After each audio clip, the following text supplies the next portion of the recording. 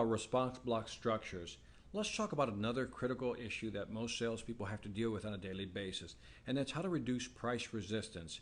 So what I want to do is walk you through a way of actually setting price and presenting price within a proposal that makes it more effective, but using the response block structure you just learned. Now, the first thing I want you to do is this exercise. Take a moment to write down the last two digits of your Social Security number. So in other words, just write the last two digits of the Social Security number and write that at the top of the page.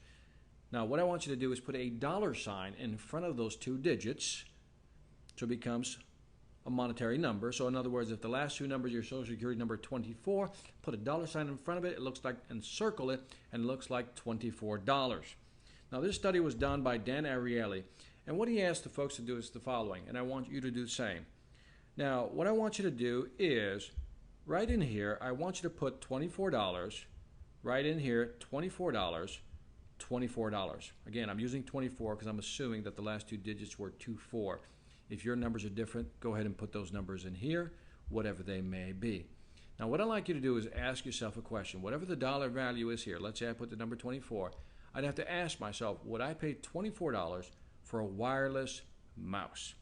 If the answer is yes, then just leave the 24 there. If the answer is no, write the value you would pay for a wireless mouse right there.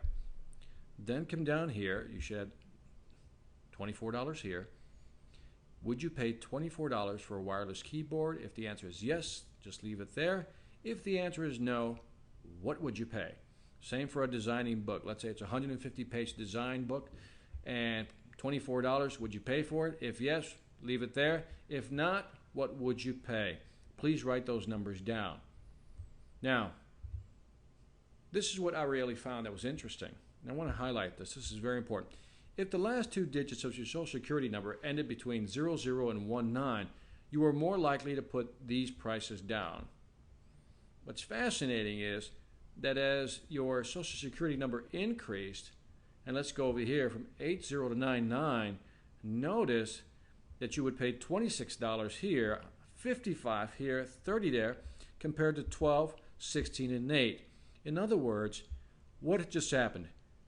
You were anchored. When I told you to actually write the number at the top of your page, whatever that number is, that number influenced what you would pay for these other products right here. In other words, I used the number 24, and my numbers were actually closer to these right here.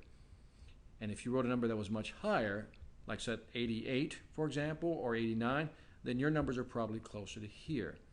What's going on? The fact that you wrote the number down, in this case, let's say 24, 24 became the new reference point. So when you looked at the pricing for the wireless mouse, you compared it against $24. When you looked at the wireless keyboard, you compared it against $24 and so forth with the design book. But let's say your number was 88.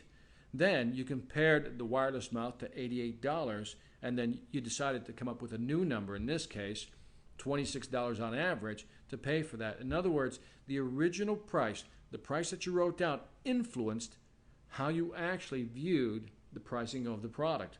This is called an anchor point. And what I want to do is go through this exercise first to actually show you that anchors do work, but then let's see how we can apply this little theory, this little trick on numbers here to our sales process. Here's a question for you. Value creation or pricing, which should come first? Should I create value first, then give them my pricing? Or maybe give them pricing first and then create the value? Which should come first?